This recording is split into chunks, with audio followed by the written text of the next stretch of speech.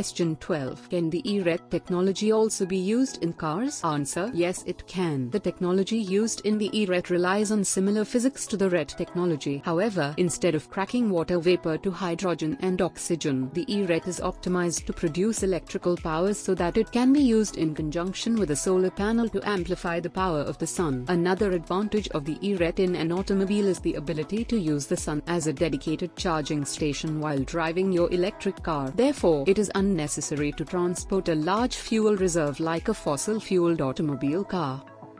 Question 13. Is Genesys limited to a specific architecture? Answer: no. Genesys can support different architectures, even complicated structures such as the x86 architecture.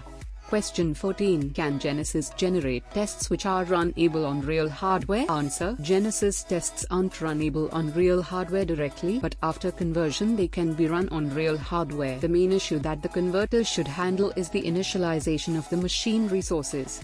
Question 15. How much time does it take to adapt the Genesys knowledge base to a new architecture? Answer: depending on the specific architecture, it usually takes a few months. Question 16. Who is responsible for supplying the reference simulator? Answer: usually customers supply their own reference models and use a simple interface to Genesys. Question 17. Can Genesys generate loops? Answer: although, as a rule, Genesys avoids reaching occupied addresses, it does allow the generation of controlled loops.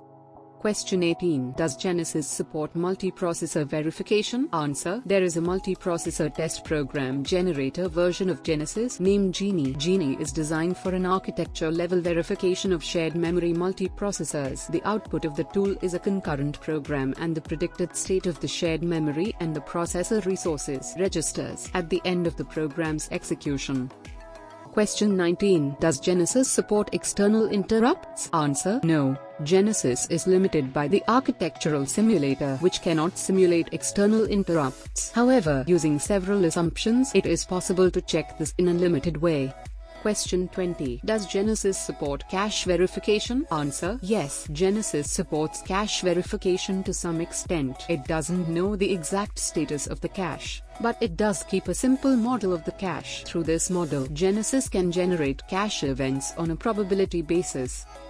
Question 21. Does Genesys support address translation? Answer: yes. Genesys generates the address translation path for all the memory accesses. When the address translation switch is on, it even gives the user full biasing control of the different events that are connected to the process, including interrupts and aliasing.